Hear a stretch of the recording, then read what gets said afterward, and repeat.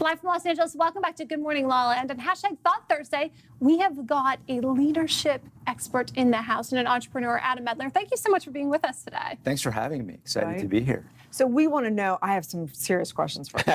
Because you contribute to Thrive and Forbes and all kinds of things. And one of the things of becoming a thought leader is positioning yourself as an expert. And there's no greater way than doing this through platforms like this. So tell us a little bit about what you do and how people can get on those platforms. Yeah, so the first thing that I would recommend to everyone, and I just want to echo what you said in the introduction of the show, which is have a perspective, have a voice, be original, create content that is thoughtful, create content that is valuable.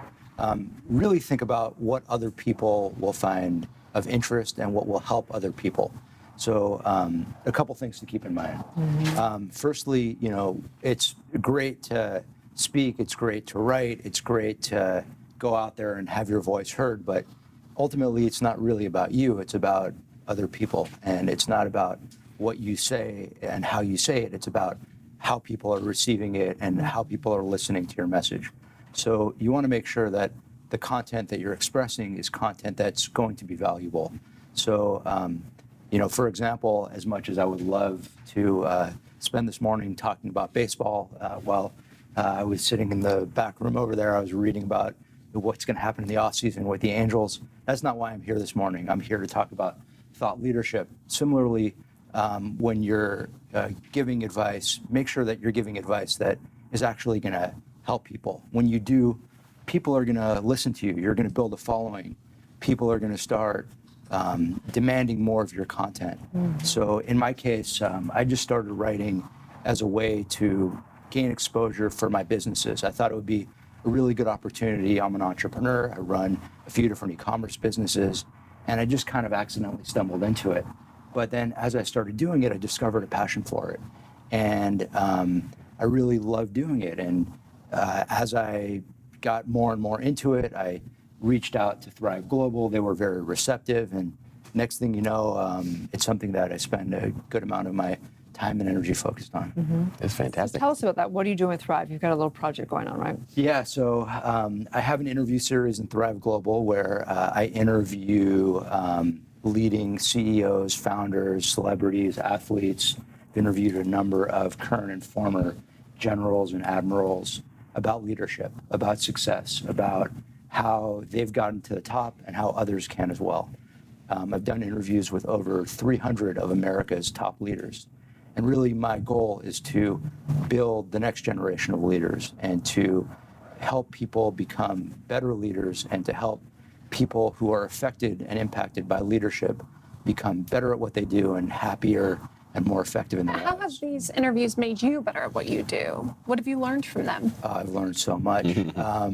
One thing I've learned is just how applicable good leadership is no matter what field you're in. So, for example, a number of the interviews that I've done with current and former generals, the advice they give, the leadership that they talk about, what's been effective for them is just as applicable in their careers as military leaders as it is in my career. Like what? As a CEO of a startup.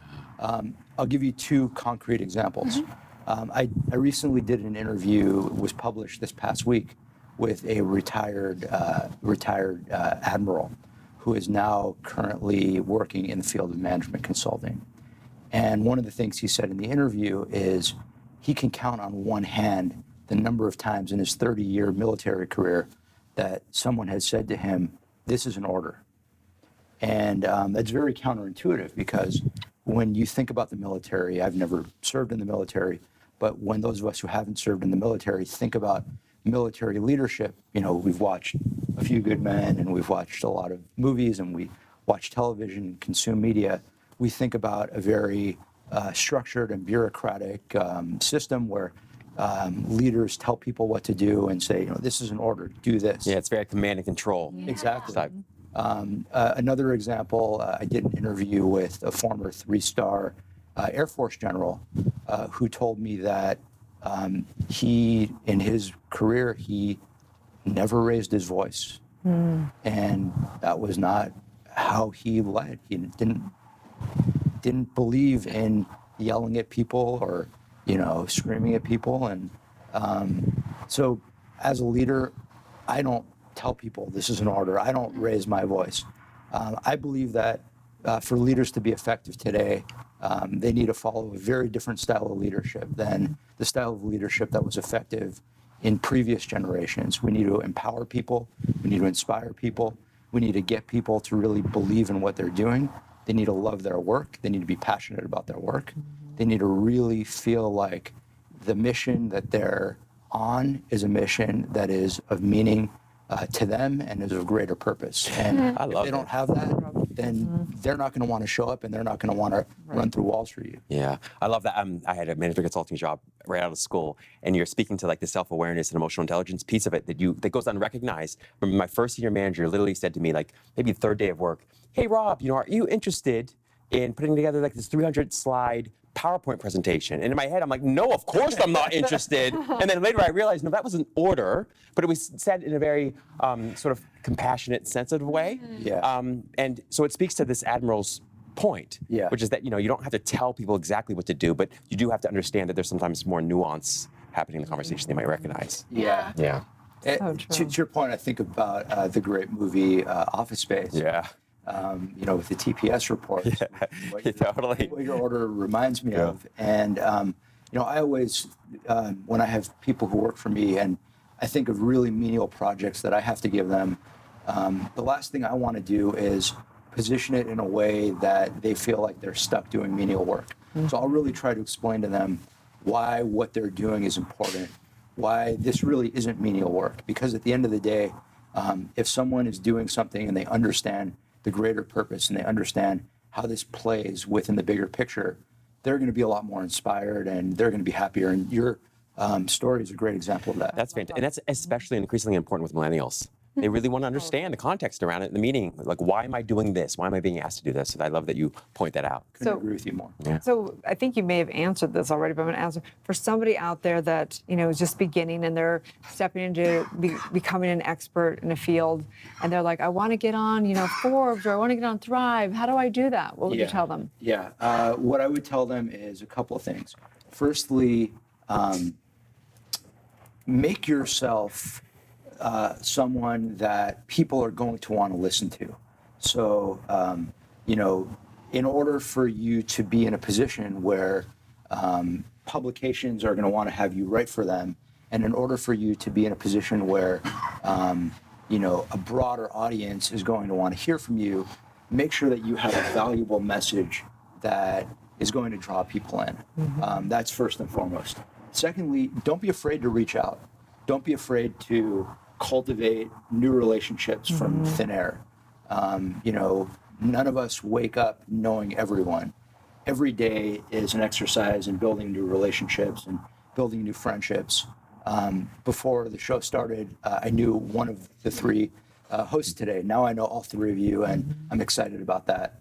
And hopefully every single day, every person who's listening to this segment can make it an exercise and make it a habit to build their network and build new relationships. And who knows, maybe someone can connect you to your next, whether it's a position, writing at an outlet. Wink. But no, I do think that there's things you can buy out there in the world, and just if it's no surprise out there in the media, you can buy things to get on different platforms and different things. But I completely agree with you. I think that the more authentically we do it, the more you just stay in your lane of your expertise and actually care about making a difference in people's lives, it happens regardless. I was written up in Forbes, and it was from a dear friend who was witnessing my work for a long time. But I know people buy things as well. And I think, well, that's cool, but it's still not about that. It's still about impacting people. So when you, obviously, if you're finding someone big, like a big leader that's, a big lieutenant in charge of something, how do you seek them out? I mean, is it just you're getting the big names, or is there something specifically that you're looking for? Their numbers in their followers? Are you looking for, how do you know that they are having that influence? It's a great question. I have a few different tests that I follow, and they're not hard and fast tests, but the main test really is very much along the lines of what I spoke about earlier, which is, do I think people will be interested in their message? Do I think this is someone who audiences will be interested in hearing from? So do they run a company that a broader audience would find interesting? Has my mom heard of their company? Has my sister heard of their company? Has my buddy heard of their company? Have they served in a position of significant leadership where they have a perspective that a broad audience would find interesting? Do they have significant influence and impact over a large number of people? Those are the kinds of things that I think about. Fantastic. Have you ever discovered, I mean, you've interviewed 300 to 400 subject matter experts, thought leaders. Have you ever discovered that sometimes they give contradictory advice, or one person gives, X and the next person gives Y, and you're like, how do I make sense of this? Yeah, it's a great question, and there always is contradictory advice, but themes emerge, and there are as much as out of 350 different opinions and different perspectives, you can find areas of friction. There are absolute themes that emerge that you see patterns, and it's like anything else. There are consistencies in the opinions that are expressed, especially when you're talking to people who have been there and done that and have been so successful in what they've done. Absolutely. Well, we're going to look forward to Thrive, watching your series on there. And then also, I'm sure there'll be a book coming out at some point in time over all the interviews that you do. The book is in the works. Launch date to be determined. Stay tuned. Awesome. There you go. Thank you so much for all your work. Tell everyone Thank where you. they can find and follow you.